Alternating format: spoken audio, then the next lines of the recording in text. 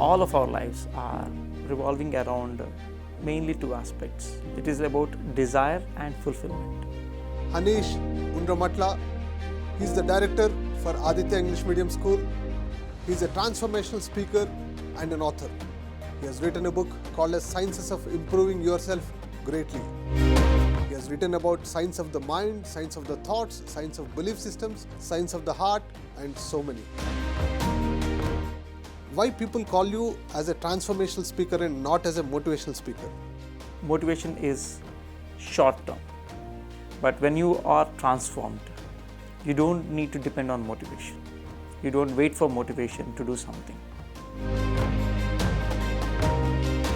He has been regularly speaking for different engagements. So how can we get rid of unwanted belief systems or the belief systems which are not helping us move forward? To break this belief system, you need a lot of willpower, but the problem with willpower is it is very limited.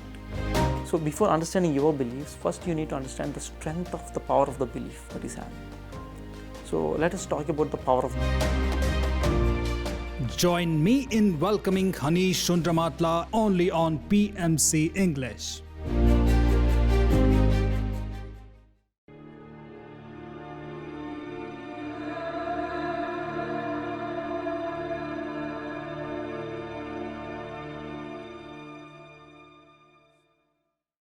So how can we get rid of unwanted belief systems or the belief systems which are not helping us move forward? The belief systems which are not helping us to create a reality of health or joy. How can we get rid of these belief systems? It needs a lot of inner work. Okay. Lot of inner work is needed. Because most of the people, they try to change something on the outer side, but I understood it after a very long period of time. Even though I came into meditation, I was doing meditation. It took me a lot of time to understand these beliefs, a lot of study as I did on belief systems. So first you need to understand what is a belief system, what are your beliefs, that is the basic. So before understanding your beliefs, first you need to understand the strength of the power of the belief that is having. So let us talk about the power of belief. What is the power of the belief system? The science of the belief system, which I typically say, okay, it is like it started, the science of understanding this belief, the science started understanding these beliefs from the World War II. Of course, there were certain kind of people who are doing research on this belief system from a long period of time through philosophical works and all. But scientifically, the scientific community, the doctor fraternity and all these people started researching about science in the belief system from World War II. Okay. So what happened in World War II is there is a doctor called Fletcher, okay, and when there is a war between Japan and America going on, there are American soldiers who are in Japan who are fighting, and there are the first aid camps for these injured soldiers by the American doctors. So what happened is there was a soldier who was severely injured on his leg, who needs to be operated immediately, who came to the camp, who was brought to the camp. He was in so much pain basically. So the doctors analyzed it, Fletcher analyzed it, and he realized that he needs to be operated, or the patient might die if he is not getting operated. So for doing an operation, the basic thing they need is anesthesia.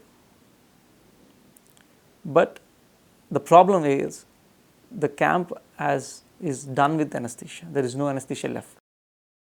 Without anesthesia, if you operate on a person, he might not tolerate the pain and he may die. On the other hand, if you don't operate, he may die. That is the situation he was in. Okay. So in that situation, he was not able to take a decision whether to operate him consciously when he is unconscious. It is like hell of a pain. People cannot tolerate it, or leave it like that, which he may eventually lead to death. So he was like transfixed. What should I do? Then there was a senior nurse. What she did is she took an injection and gave it to the soldier while speaking to him that I am giving you the anesthesia medicine. Okay, I am giving you the anesthesia. Your pain is going to be relieved. You are going into a sleep state. Okay, and now you will be treated and you will be healed. This is the words she spoke literally to the soldier. And as soon as after 2 to 5 minutes, the soldier really felt, went into unconscious state, as if he was given an anesthesia. But typically the nurse did not give an anesthesia medicine because there is no medicine there. The anesthesia medicine is over. She just gave a typical saline injection. Just a saline injection she took and just gave it, but she spoke to him clearly and precisely that I am giving you anesthesia. And the soldier believed that he got that medicine which is actually going to relieve him from pain, and he really believed it completely 100%, and he went into a deep sleep state, which is like the anesthesia state of person. And then the doctor got astonished with what has happened here, and he didn't wait, and he started performing the operation. And even though the operation is they performed that operation, the patient did not wake up. He was still in the sleep state, and the operation is done and he was successfully operated, and after some time he came into conscious and he recovered. So that situation made Fletcher to think about what happened here. No, there is no anesthesia, but she said she is giving anesthesia, and this person believed it 100%, and he went into a sleep state. How is it possible? What is the science behind it? Then he and some doctors from the Harvard started researching on this, on doing experiments on multiple people on the same thing, and they understood that when you believe something, okay, your body will actually, when you believe something in a, it's like no 99.9 also, it's like 100% if you believe. If your system is able to take a 100% belief system, 100% suggestion is taken by your belief system, okay, then the body actually created the chemistry needed for the anesthesia. Typically the body created it. So see how powerful the belief system, the belief in the mind made the body to create the medicine, the anesthetic medicine inside the body itself. And there is also one more important point here is the state in which the soldier is. How is the soldier? In which state he is? He is in a deep pain state. When you are in deep pain, if you have ever been in some deep physical pain, you will understand that your conscious is not much active. Okay, because I went through my accident. Okay, in my accident, I was speaking when I was in the hospital. They gave me some medicine for the pain relief or something, or I don't know. I was speaking. I didn't even open my eyes. I was speaking something. That main thing I was speaking is don't tell to my parents. Irrespective of the pain I am having, I don't want my parents to get into some kind of emotional pain by hearing the news that I broke my leg. Okay, so I was completely in an unconscious state, and the only thing I spoke, that my friends told me, I was a little bit conscious about it, but over a period of time I was unconscious.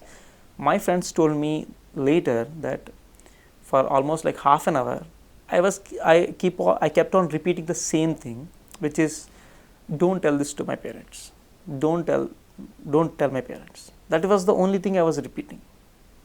It was coming from an unconscious state. That means when a person is in deep pain, his conscious thoughts won't work, logic mind or analytical mind won't work, right? Because you don't want to think about your productivity or your logical analysis, what should be done right now. All these things will not come into your mind. Only your subconscious mind is very active. At that point of time, along with the physical touch and medicine, the suggestion she gave, that is the power of suggestions, in which we call in hypnotherapy. I was a certified hypnotherapist also. I went through a course from Anthony Jackman from UK. Actually tell us about the power of the suggestion. So here the power of suggestion is so accurate that it directly entered into the subconscious program and the belief system, which actually made him to go into an unconscious state. So typically if you are conscious, if you are so much conscious, if you are using completely on your conscious mind, if I do some kind of suggestion, then your belief system will not be affected by it. When your subconscious mind is active, when your conscious mind is less active, then the suggestions which I give will actually be taken by the subconscious mind. Registered by the subconscious mind. When it is registered itself 100%, then the reality is, it's the mind, right? The mind suggests or informs the body, the cells, to create whatever it wants based on the belief system. So in that case, what happened is, his subconscious mind is reactive and he is in pain. So the nurse said, I am giving you an anesthetic medicine, and he took the suggestion into his subconscious mind, into his belief system, that the belief system is so powerful that it created the medicine, the chemistry in the body based on the suggestion that it received to its subconscious mind. That is the power of the belief system. That's very extensive, Haneesh. Wonderful and a beautiful example too. Yeah. And Haneesh, what is the role of heart? Because modern science says it's just a organ pumping blood to the body, but ancient people always said that it had a bigger role. Right. What is this understanding and misunderstanding of heart? Okay. Basically, if you observe, let's go to the basics. When you come into your mother's womb, what is the first organ that forms? The first organ that forms is not the brain, the heart. The heart is the first thing that forms, that is formed when you are starting your journey into this physical form. Your heart is the first organ that gets developed. So from that heart, then remaining organs start generating, then the brain will start generating. So heart is the source.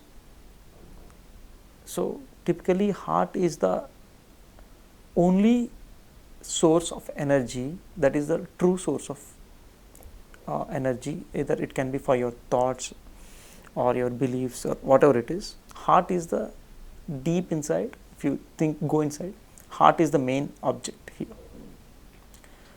But in today's society, what is happening is, the heart is covered with multiple filters based on your experiences, the trauma or the experiences you have, the negative experiences with respect to situations, people, circumstances. All these come kind of layers over the heart, and the heart energy is not fully utilized, because from origin, when you are in child, okay, how are you? If you observe, you are not a person with only a mind. You are a person with a heart. From 0 to 7, if you observe the children, they are very heartful. They are not brainful. No, they are very heartful, right? They are so much driven by the heart. Whatever they do, they are driven by the heart. They are driven by love. Okay, love is the energy of the heart, you can say. Okay, so that's why whatever they do, they mostly do with their heart.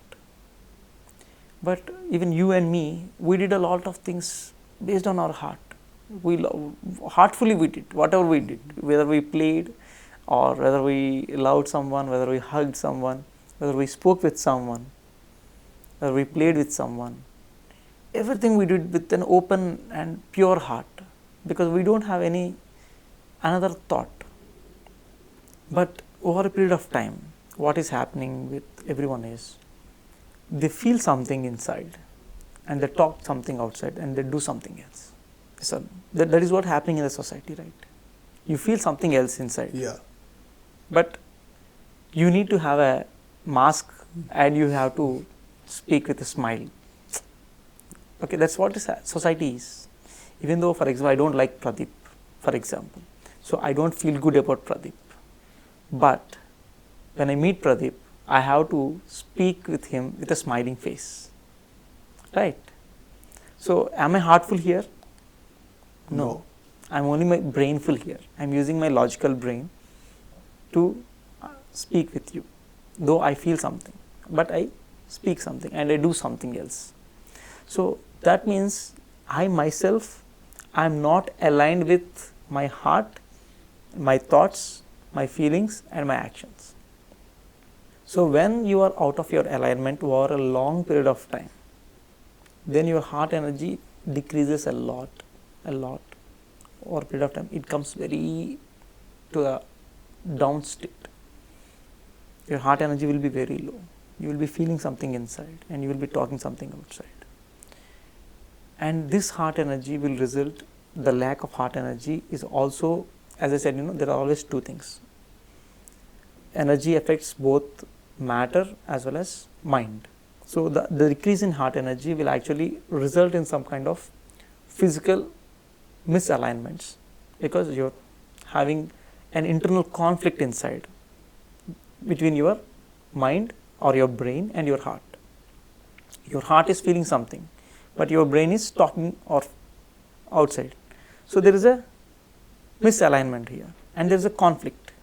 When there is a conflict, there is a decrease in energy internally. So it's not happening outside.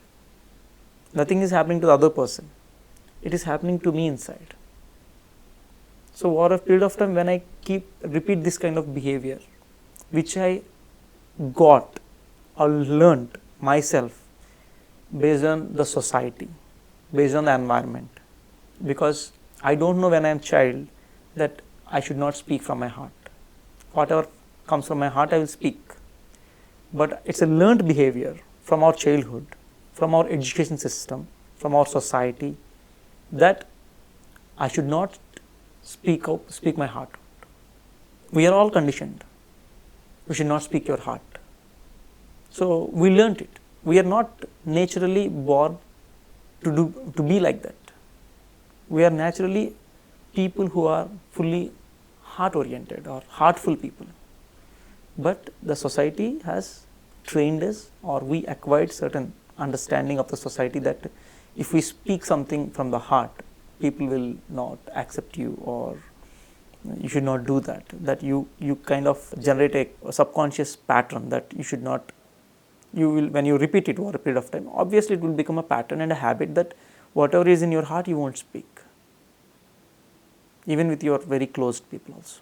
That is the reason the heart energy is low today. So that is so what to do now? That is now what? So yes, all our hearts are filled with layers. Right. Correct. Okay. Now so what? Now what? That is important. So now what we need to do is we need to slowly remove these layers, peel off these layers one by one, and bring back the heart that we had in our as a child. So even in Bible, Jesus Christ, there is a word that unless you become a child, you cannot enter the kingdom of the God. So what does that mean is, unless you become like a child internally, you are internally now like an adult with layers.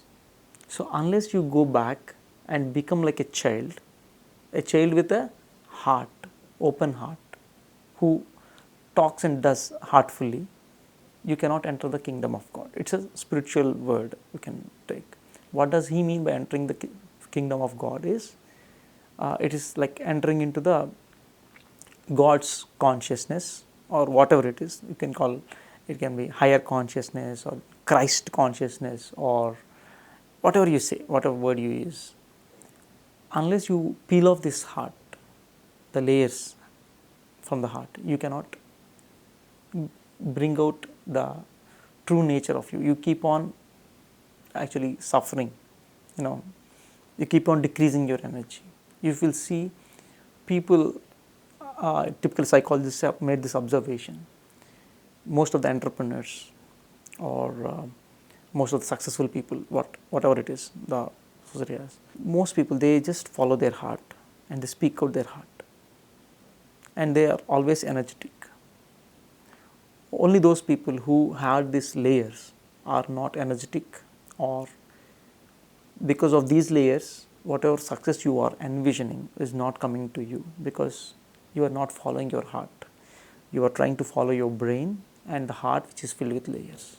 So for that, we need to remove your layers from your heart, and for that there are certain type of meditations like heartfulness meditation, heart-centric, heart-focused meditations. Typically, Heart Math is an institute which actually given a lot of scientific research on this topic, and it's the world's most heart-related, energy-related science that they developed, and they were training many people on this topic, and it's like, it's like a great deal of the learning that we can have through Heart Math. Institutes like Heart Math, there are many institutes, Heart Math is one, where you will learn how to peel off these layers one by one slowly and connect to your intuitive mind, which is nothing but a mind arising from the heart. And finally concluding it, it's not the mind that actually gives more suggestions to the heart. It is the heart that gives more suggestions to the mind, that give rise to your thoughts. And that is scientifically proven when the scientists observed the 3D heart, in which there is a small brain type of cells located in the middle of the heart. The cells in the middle of the heart are looking like the cells in the brain. That means the heart is having its own thinking capabilities, and they call it as sensory neurites. So these sensory neurites are actually giving rise or giving suggestions to our brain, and scientists have clearly observed that it's the number of signals that coming from the brain to the heart is less compared to the signals that the heart is sending to the brain. That means there are more number of signals from the heart going to the brain compared to the brain going to the heart. That means the heart is playing a very major role in our day-to-day thoughts, actions, choices and decisions, and all these are arising actually from the heart. So that is what the scientist community has observed. That is the role of heart in our everyday life. That is it. Wonderful, Haneesh. Yeah. That's a very detailed perspective on the heart. Scientists have been thinking that it's only neurons that are present in the brain, but then they have come up with a memory that is present in the gut. Right, yes. Yeah, and now they have come to the conclusion that yes, heart also has some Correct. 40,000 to 50,000 neurons. Yes. So where heart is also releasing these neurotransmitters and Correct. playing a vital role in the decision making, as you have explained in a beautiful way. Right. Wonderful. And Haneesh, what is your connection with the Pyramid Spiritual Society's movement, and when was the first time you saw Patriji and how you felt? So in 2003, until that time, my father is into Patanjali Yoga and Siddhi Samadhi Yoga, and he is a guru in Siddhi Samadhi Yoga. He used to train a lot of students in Siddhi Samadhi Yoga, and in 2003, he came to know about this pyramid meditation, and my father, and in Akividu basically, my father and there are some doctors, Dr. Pratap Kumar Garu, MSV, and some Lions Club members. All these people are always trying to do something for the society in terms of yoga or some kind of benefits. So they used to conduct yoga classes, Siddhi Samadhi yoga classes, naturopathy classes, and whatever that comes, they learnt, they will try to provide it. So in that way, my father came into this yoga and this Siddhi Samadhi yoga, and he was a guru. He came to a position of guru. In 2003, he came to know about this pyramid meditation, and people used to come and teach pyramid meditation. And as I said, they are a very open society. Okay, from them only I learned, from these people only, because the doctor, my father, and Rosai Garu, the Millers Lions Club president, all these people, they took me to a masjid when I was like in my 8th class or 7th class. So that is how my environment was. Okay, so that is how they are like accepting whatever it is coming towards them. So pyramid meditation also came by some person brought it. I think it is a Ragarao Garu from Vijayawada, who actually came here and said, I will provide free meditation classes. So as usual they accept. So there is something happened with my father that he just put his Guruji practice of Siddhi Samadhi Yoga at hold, and he went and because of some people were finding good results with pyramid meditation, somehow he was motivated and influenced by them to come to Tirupati. In 2003 there was Dhyana Mahachakra happened in Tirupati, which he came there. So there he got some beautiful experiences which made him stick with pyramid meditation from that time, leaving all the other kinds of yogas and modalities he learned from all these years. There are many things like Patanjali Yoga, Siddhi Samadhi Yoga, Manomaya Yoga, Pranic healing. There are many things that he learned in these years. He left everything and he started only, he just sticked himself to pyramid meditation. And I was really astonished. A person who was like, learned all these things and he left all these things and he just moved to a new thing. And I was like, what? Why he did like that? What is the main reason behind it? I had this thought, but I didn't have a belief system, as I said, since I am coming from a typical engineering background, and I kind of a lot of logical mind is developed to me, and I over a period of time I stopped believing in these Gurujis and meditation and all. So even though I know from 2003, I have been attending Patriji classes when he comes to Akividu or surrounding places. My father used to push me a lot to do meditation, though I am not interested. So even though I used to sit in meditation, I never used to do meditation. So I know pyramid meditation from 2003, but only in 2007 I got a breakthrough, which I think I would explain it in our next conversation, okay, because it's a bit of big experience that I have to precisely tell people to understand. So yeah, 2003 I know meditation. 2007 I got a big breakthrough through pyramid meditation. So from then on I started only doing pyramid meditation and talking only about pyramid meditation and teaching about pyramid meditation and reading the literature of pyramid meditation and researching about pyramids, and there is a lot of research that is going on and learning a lot of science behind these pyramids and how these pyramids are actually connected to our earth in different in scientific terms, and I have a lot of information and videos about that, and all these things I started doing research. And this book, Science of Improving Yourself, is the basic research that I did about meditation and about spiritual science, which I tried to do research, and I extracted few of these interesting topics of, as you said, the thoughts, the belief system, the heart, the brain, the science behind all these things, and I just kept it into a book which is nothing but the book Sciences of Improving Yourself. Great, that's it. Wonderful, Haneesh, for all your thoughts. It's so beautiful to listen to you. Indeed, we had a very long association. Maybe in 2009 we were taking some classes for software companies. Right. Yeah. So good to have you here. Thank you. Thank you so much. What is your message to the world? My message to the world is, we are all conditioned in a certain way. There is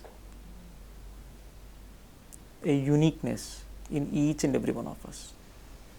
There is a unique strength, or there is unique purpose that we have come here, and everyone should realize his purpose, his uniqueness, his strengths, and work on it rather than the conditioned world or the conditioned mind from which he acquired through the world, from his education system or the society or environment, whatever it is.